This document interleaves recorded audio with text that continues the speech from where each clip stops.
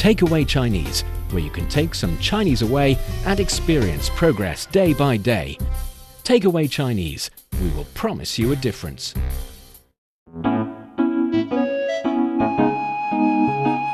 你好，欢迎收听随行汉语 Welcome to Takeaway Chinese. I'm Niu Honglin, and today I have a new friend joining me in the studio, Rebecca Lee. Hello, Rebecca. Hello. Great to have you in the studio and great to have you on Takeaway Chinese. And we always appreciate a new friend. Actually, here on Takeaway Chinese, we're starting something, a fun new series that is to invite people with different Chinese level to come to the show and to share their Chinese learning experience. And you are our latest guest. I'm super excited. So tell us a little more about yourself. Hello, my name is Rebecca. I am from Scotland. So I just arrived in China 2 weeks ago. Oh, 2 weeks ago. Exciting. Is this your first time here? I've been here 4 or 5 times. Still quite fun. So what is the first time you've been in China? Well, the first time in China, I was in Zhongshan on Guangdong province. And when was that? 5-6 years ago. Ooh, do you see the difference between the first time and this time here? About the country, about the society, anything? I feel things are less of a culture shock to me now. I feel a wee bit more assimilated. There is a lot of differences. I also see a lot of differences between the south and the north, quite a bit. I feel that it's always constantly changing. It's always improving itself, which I find quite impressive. Oh, that's very interesting. So how come you had the idea? What triggered you into having the idea of, coming to China, approaching Chinese society, culture, language? Well, the reason why I've came over here because of my lovely husband. Ooh. He is from Guangdong. So I started, after he graduated from Glasgow, we started doing long distance. So we travelled to each other's countries. Oh. And that's when I got to know China. Before I met him, I knew absolutely nothing about China whatsoever. Not a single thing, not even ni hao. How about now? Do you speak Chinese now? Do you speak fluent Chinese now? I know words, bits and pieces. Bits and pieces, huh? Oh, in that case, do you think you can introduce yourself a little bit in Chinese? I can say a bit. 你好，我是安吉。安吉, that's your Chinese name. That's a lovely Chinese name. And? 我喜欢电视剧。电视剧。电视剧。This is interesting because I can certainly see that you've prepared a little bit because the theme of today's episode is actually Chinese TV dramas. 电视剧. So 电视 is the key word, TV. Actually, 电 carries the meaning of electricity and 视 means vision or visualize. So if you see the things and the things are generated or powered by electricity so that you can see them, that's the TV, it's the television. So television, that's why television in Chinese is 电视. And 剧 is drama. So we have 戏剧, that's a play. We have 舞台剧, that's stage play, stage drama. So 剧 itself carries the meaning of drama or play. So 电视剧, the kind of play or kind of drama that you see on TV dramas. So that's the key word of the name.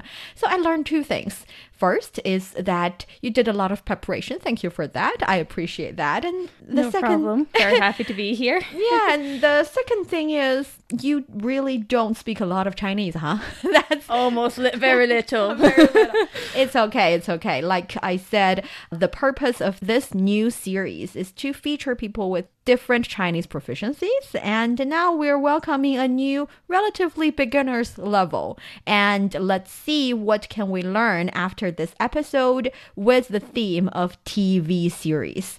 So for our dear listeners, if you're interested in Chinese culture and you want to get a grip on the Chinese language, then this is the show for you. Stick with us for 30 minutes and you soon see the rewards. And for more fun Chinese learning, follow our Facebook page, Learn Chinese, to watch many fun videos and live streams. But now, let's provide you with some free Chinese for takeaway. So I want to ask you, are you a TV series watcher? When I have the chance, I do love watching dramas. Ooh. Because I was a student, so I didn't have much time to watch many TV shows. My head was really stuck in my studies. But there was one show that I really liked. 4 years ago was the TV drama First Half of My Life. 啊，我的前半生 Yes. so 我的 my 前半生前 is the first 半 half 生人生 life first half of my life. The Chinese words and expressions and key phrases related to movie or TV dramas are actually quite a lot. So let's find something that can actually help us when we're talking about this topic in Chinese. To start with, we've already talked about 电视剧 being TV drama. 电视剧 Yes. So 电视 TV 剧 drama. Do you know how to say movies? 电影电影 perfect. 电影 Yes, 电影 would be a movie. Again, you have the word 电 in it because 电 is electric. These are electric related. Actually, do you know 电话 is telephone? Yeah, 电话 Yeah, 电话 is I was thinking telephone. with 电 like sort of like at least I've heard it for like phone before, yeah. Yes, 电话. So 电话 电, again, when it comes to this modern technology with electricity playing an important part, normally you would see the character 电 in the Chinese word. And 话 is 说话, speaking. So electricity plus speaking, you've got a telephone. And electricity plus seeing stuff, you've got a TV.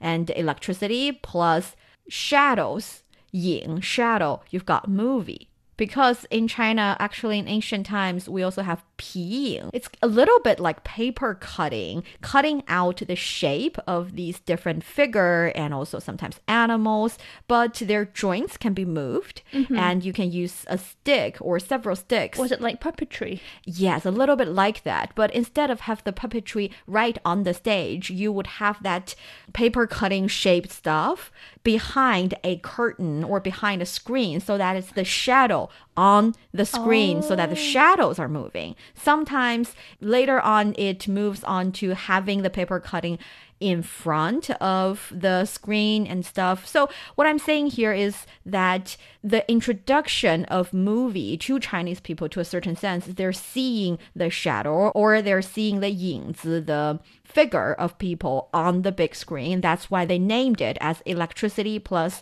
the shadows. So people moving on screen makes them reminded them of the idea. So 电影 movie. 电影电影 So that's movie. And when it comes to these different dramas and stuff, you definitely would also have some actor and actresses. And in Chinese, we know there is the phenomenon of a lot of gender-specific words in English are not gender-specific in Chinese. So actually we have 演员. 演员 Yes, 演员 would be actor or actress. Is it like 他 like just Yes. he, she, whatever? He, she, it, Yeah, everything. she, it, yes, yeah. yes. So 演 means to act. yuan is the Chinese character for transferring the first character into a person. So 演 is acting and 演员, the person who acts, would be the actor. 演员. 演员 Have you ever heard of 服务员? 服务员 Is that director? No. That's the waiter, Wait. Oh, yeah. Yes. right? 服务员. 服务员 Yes, because 服务 means service. And 服务员 is the server, the waiter. It's like person, like service person. Yes. So, and also we have 图书管理员. So that's the librarian because 图书馆 is the library. No shows like book. Book. Yes. Yeah. 图书 is book. 管理 is manage. And yuan transfer all that into a person. So the person who manage all the books would be the librarian. 图书管理员. So yuan is a word or a character with this function. So 演员, the person who acts, actor or actress. So is there any other words that you'd like to learn about the theme or with the theme of TV shows and TV dramas and anything? So what would you call like a sort of like because the show that I'm talking about is kind of like a romantic story. So how would you say that? A romantic show. We sometimes would say 爱情剧. 爱情剧 I know 爱 爱 means like love and Love. 情 Qingdu. Qing is a emotion or a relation. So in Chinese, when we categorize different feelings or different emotions or different relationship, we actually usually separate them into 3 different types. So one is 爱情, that's the romantic relationship, love between a couple. And then we have 友情, that's friendship. And we have 亲情, that's the relationship you have or the emotion you have with your family members. Oh, yes. I find that's a really good thing. 'Cause I feel with the English language, we just have one word and it's for everything. Like you love everybody. but it in feels different differently. ways, right? Yeah, different ways. But I just feel the meaning's a wee bit lost. I feel like it's not as special. Yeah, so in Chinese, actually, you can specify them. So that is why when we specify the shows with romantic relationships, we'd call them 爱情剧. 爱情剧. Yes, that's the romantic relationship featured stories. For example, there are a lot of them, but I think that's natural in any culture. You would have a Yeah. lot of romance-centered shows. Yes. 爱情剧. And since we're on the subject, we also have a lot of 家庭剧. 家庭剧. 家庭, 家庭. that's family. Oh, a lot of, is it like family shows? Family shows. And the thing about family shows is like it's family drama. It can be comedy. It can be, still a little bit dramatic with the conflicts between family members, with a lot of, somehow down to the earth. Yeah, very relatable. Very relatable. And also very fun. Have you ever watched any 家庭剧? 家庭剧. I think the closest one is like 爸爸去哪儿? Oh, 爸爸去哪儿? Well, that is a bit different, but yes, I see why you think it's relatively close to each other. Actually, 爸爸去哪儿 is more like a reality show. We call it 真人秀. 真人秀. We know 秀 is for the English word show. So 真人 is real person. Real person show. Yeah, real person show. It's like in these kind of shows, instead of having people playing a part, playing a role, you have them acting as who they are. But do they really? I think for some people, It's a wee bit staged sometimes, or a wee bit fake occasionally. Yeah. So it's never really reality to a certain extent. Right? Do you think the same? I think some of the reality shows might be real and authentic, and some of the details are like you get to see the real feeling is there. But when it's too dramatic, you feel like Yeah, it's I feel staged. some are a wee bit scripted behind the scenes. Yeah. And the reason I kind of also really like 爸爸去哪儿, where my dad go. Well, that is a fun name of the show. I'll explain it later. But the idea about that show is to have the dads taking their kids to a trip without the moms. So the concept here is in the Chinese society, traditionally, it's the moms, it's the women taking care of the family and the dads minding the matter of the outside, the outer world and, bringing bread onto the table Yeah. stuff. And that is why in the stereotypical traditional sense, the dads would not be taking care of the kids. They don't know how to, deal with the kids. They don't know how to hang out with the kids, to entertain them, to take care of them.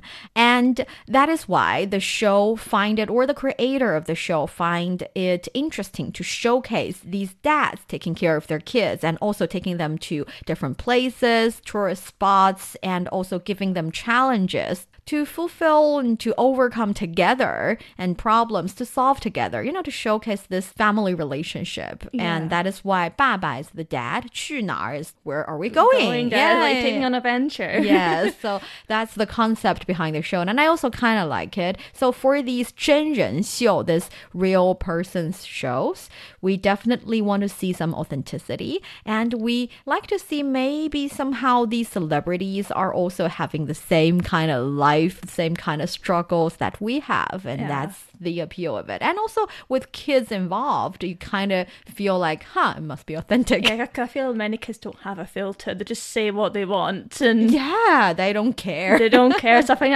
I prefer that sometimes, yeah. One thing is that because of the huge popularity of this reality show, actually there started to have so many of different types of shows featuring kids for a period of time, I think around 10 years ago. And that leads to a lot of kids doing these shows. People are worried that maybe because of the huge popularity, they want to make sure that kids doing these kind of, work, quote unquote, they're not getting work. exploited. Exactly. And they should still be enjoying their life. They should still be going to school, which is why now it's no longer the kind of practice that is allowed here in China. So we do not get to see a reality show centering the lives of kids in this way. I mean, they can still do movies and they can still appear on a stage for example, Children's Day Gala, talking about their lives a little bit and doing a little bit dancing, a little bit singing. But a reality show featuring a kid or some kid's life is no longer allowed to be made here in China. So that they are still being protected and their privacy. It makes sense, yes. Yeah, because I know a lot of shows like Disney Channel in the West, you've seen a lot of child actors that went through a lot of things in their childhood can't talk about here. So I think it's just better off to they didn't have much protection, so I feel it has caused a lot of problems in the West as well. Yeah, so, and in the meantime, we also have, for example, 喜剧, comedy, 喜剧, 喜剧. 喜剧. And 悬疑剧. 悬疑剧. 悬疑剧 is mystery thriller, something very popular in China. Do you like these kind of shows? I occasionally see a couple of comedy shows on TV, but I haven't really properly watched them yet. So they're on my list. I was wondering, when you are actually watching Chinese shows, can you pick up certain words, or do you just see them all together and it's not... Occasionally see them all together, right? Then I just I try to study them. I try to research on Google, take notes, but it doesn't register in my head yet. So I think I need to take classes, and I think it's more I learn when I'm interacting with people than just watching. So it's a mixture of things. It's very... So have you learned anything through the watching of TV shows or movies or... I have learned a few things, like how you talk to people in certain different age groups, like 阿姨, 阿姨, 是是, like 叔叔, uncle, 叔叔, and the dynamics of daughter-in-laws. I watch especially the dramas. Yeah. It's quite different from it in UK, where I'm from, in Scotland. That is actually quite interesting, because I was wondering, since the background info, the culture system, and the history and everything can be quite different, especially when you're watching not 现代, that's modern, 现代剧, modern shows. If you're watching, have you ever watched any historical shows? I watched some of it with my mum-in-law. I watched 如懿传. Oh, 如懿传. 如懿传. Yes, that is kind of like a costumed history drama, with the main person being the wife of an emperor. Yes. Whereas she is living with the empress, all of his other concubines and wives and stuff. It's something really, it takes a lot of background knowledge. Did you understand it at all? I understand some aspects, because I did like to watch a lot of documentaries about the emperor and his concubines. Okay. I find that stuff really juicy. Oh, really? A lot of drama, huh? Absolutely.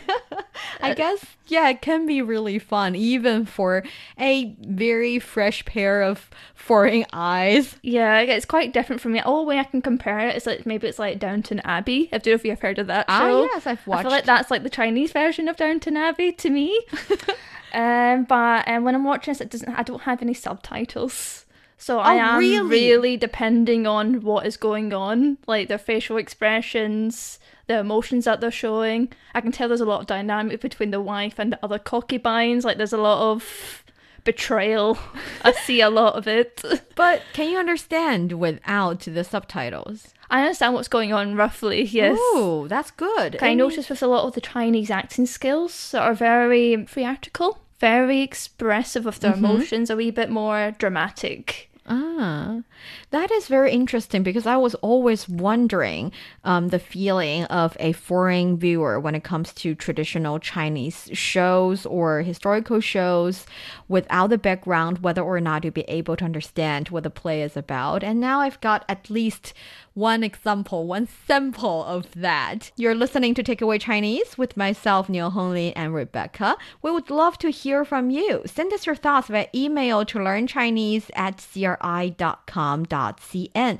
Coming up next, let's continue talking about the TV shows and especially whether or not the TV shows are also appreciated outside of China. Don't go away, so you will take some Chinese away. Welcome back to Takeaway Chinese. I'm Neil Honglin, joined by Rebecca Lee here in the studio. Hello. Our new friend, Rebecca.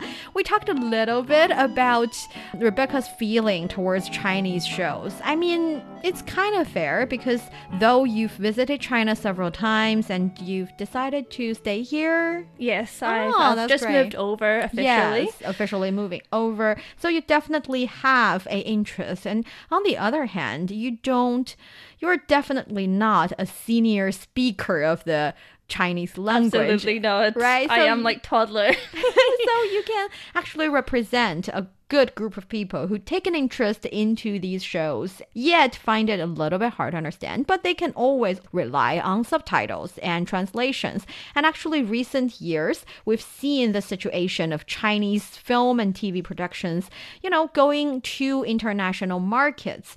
And the phenomenon has seen increasing success in recent years as Chinese content reaches diverse global audience through platforms like Netflix, YouTube, and local streaming services. So the first or one of your most memorable Chinese shows you've watched while you were overseas, what was that? Well, the one that I've watched is the first half of my life. And it's about a housewife who had a very peaceful life. She was quite glamorous. But she was completely oblivious that there was issues in her marriage. She had a bombshell dropped on her. She found her husband was cheating on her and wanted to divorce her to be with the mistress. But the wife was trying to fix her marriage, but she was in a lot of denial. She lost everything, but she only knew how to be a housewife. I found that so tragic. It really broke my heart. She had lack of confidence within herself and her own abilities because she didn't know the outside world. She just knew how to be a housewife. She was like an empty shell. And she had to go into the workforce. She got like a job in a shoe store. She had to rebuild herself and reinvent who she was. But at one point, she started to build up in her career, move up a level, and she started to be this really confident, badass woman. That's how I can put it as. Because I thought this drama was really good. Because I think I felt I had a lot of main character development, especially for the actress. The character's name is Zaijin. I think that's how you say it. And the first half, she had like quite a grim start when finding out the infidelities and lost everything. But the second half of her life, she transformed herself into a very confident, strong woman who can stand on her own, which I found very empowering. Yeah. It did stand out to me because I thought it was quite different from other Chinese dramas that I've seen for the romantic genre. Because I noticed with a lot of C-drama, especially for romantic types, it's like very cutesy, showing a lot of emotions, a lot of like young crushes that I've noticed. Like we call them 甜宠剧. 甜宠剧. 甜 means sweet. Sweet. 宠 means the love you give to your pet. Yes. So it's like looking down upon in a actually neutral and not negative kind of way. So the character or the word itself is not negative or positive, it's neutral. Yet I think it's used a bit too much. That makes people feel a little bit of looking down upon kind of feeling. So if you say 我很宠他, I love him in the way that I love a kid. I would take care of things for him. It's still carrying a little bit looking down upon kind of sense. So 甜 means sweet. 宠 is you loving the person very considerately, loving this person to a degree that it's almost like you take care of your kid or your pet kind of love. So like you said, the cutesy, sweet, but a bit too much. I thought it was a wee bit of a cultural shock to me because we don't show that in UK. Because in UK it's very strange. If we like someone, we kind of bully them. Like we're really mean to the person that we like. So well, when I that see happens that in China as well somehow. Yeah, a little bit. So that was quite different. When I saw that, I was like, wow. That's funny. The take is very interesting. But I do enjoy that kind of show. Killing Eve. I love that one. Yeah, is that the Killing Eve? Yeah, that's a very good show. I love that one. And I get what you're saying when you say it's a bit dark and witty. Yeah. See, I understand what you're saying. So yes, there might be this cultural difference, but at the end of the day, we introduce our shows overseas and we watch overseas shows because we want to know our other people's life. We want to know what it's like through different means, through listening to their music, through appreciating their works, and through traveling in their countries. I think that is a really good example because the reason that a lot of Chinese dramas and Chinese shows get to be appreciated outside of the country, there are definitely many reasons, but I think one very important one is the feeling, the concept, or the kind of value praised in these shows are universal. We can all get connected with the characters, with the plot. We find them familiar and we feel for them. Same goes to, for example, 琅琊榜, Nirvana in Fire. Have you watched that one? No, I have not. What's that about? That's a really good one. The only thing is that from a Chinese learning perspective, I find the language a bit too complicated, but that show was very popular overseas, which means it has good English subtitles, so you do not have to worry about understanding. Yet the language would be a little bit hard to understand and grasp, which is why I would recommend you to watch to start with, modern day shows, 现代剧. 现代剧. 现代 means modern. 剧, we know it's drama. So it's the modern society, the way they talk in the shows would be the way you talk in today's day and age. So yeah, if you pick up some words, you would be able to use it in daily life. And one that I can think of, actually, if we're talking about the show you can follow, I think 欢乐颂 is definitely a good one. Ode to Joy. 欢乐颂. 欢乐颂. Yes, 欢乐 is happy, so joy. And song is ode, so ode to joy. Ode to Joy. Yeah. Oh, I have watched that. Oh, really? I've watched the bits and pieces on YouTube, but didn't have many episodes of English. I have to go through really strange ways to find dramas come in Glasgow, so we don't have many that are access to me. So I have to go through YouTube to find some. So some of them can be like full episodes, but 0 subtitles. And there's some I might have a few with English subtitles and the rest just disappear. Yeah, that is definitely a problem. Actually, if we're talking about the kind of TV shows that are officially, they are open to overseas viewers, then definitely there are English subtitles. It's just for some of the shows, they didn't have the plan to go out to the overseas market. Yeah, so it's usually for Chinese overseas and they go find them. That's why.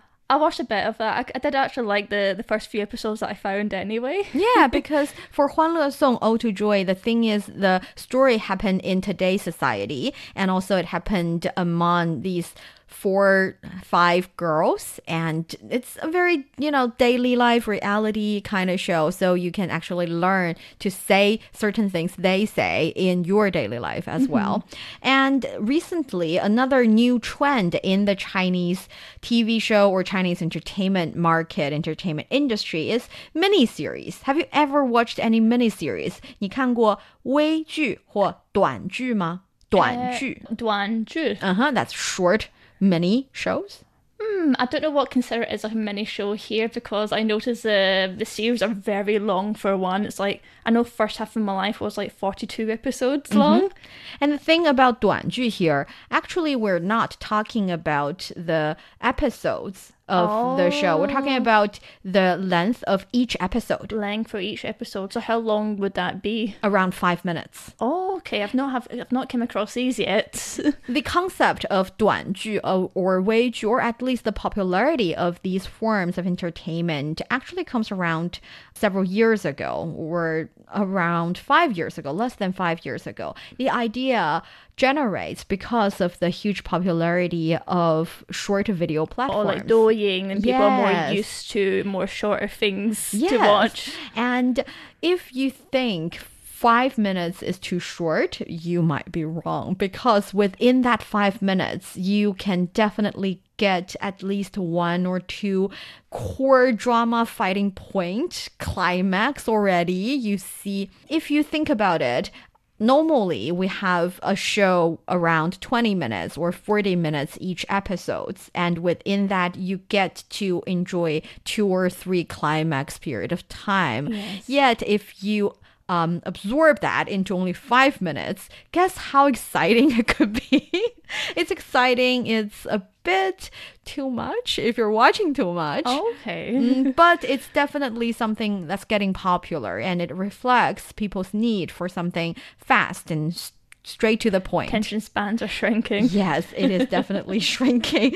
And the boom of the short videos in China has changed viewing habits. We have to give them that. But it's also fun to see how the market, the content creator would react. And recently, because at the very beginning, I would frown upon those who watch the short 微短剧, these mini shows or mini dramas. And yet recently I find that actually some of them are doing a really good job. They spend a lot of time and energy with good standards when it comes to making of these short shows. So even though each episode is only 5 minutes, 10 minutes short, it's actually quite exquisite. The plot is good, and the clothing, lighting, editing, everything is good. So I'm like, wow, they are, with fierce competition, good stuff finally comes out. Oh, you need to send me a list of these. I would definitely do that after the show. Actually, in China, the market size of the internet short series was already 37.3 billion yuan. That is about 5.2 billion US dollars, soaring 268% from a year earlier. And the market scale is predicted to exceed 100 billion yuan by 2027. So the market is there, and the need is also there. So I guess this is a trend that we will continue to see for a relatively long period of time. And that brings us to the end of today's Takeaway Chinese. I'm Niu Honglin with Rebecca Lee here in the studio. Thank you so much for coming by, and hopefully in the future we can have more fun conversations about different topics. I'd love to know your insights. And for more fun episodes of the show, you can visit our website at radio.cgtn.com and go to the column podcast. You can also listen to the show and read the script there. Find us wherever you listen to your favorite podcast. Just search for Takeaway Chinese. Don't forget to leave your questions, comments, and a 5-star rating. 感谢收听，我们下次再见。再见。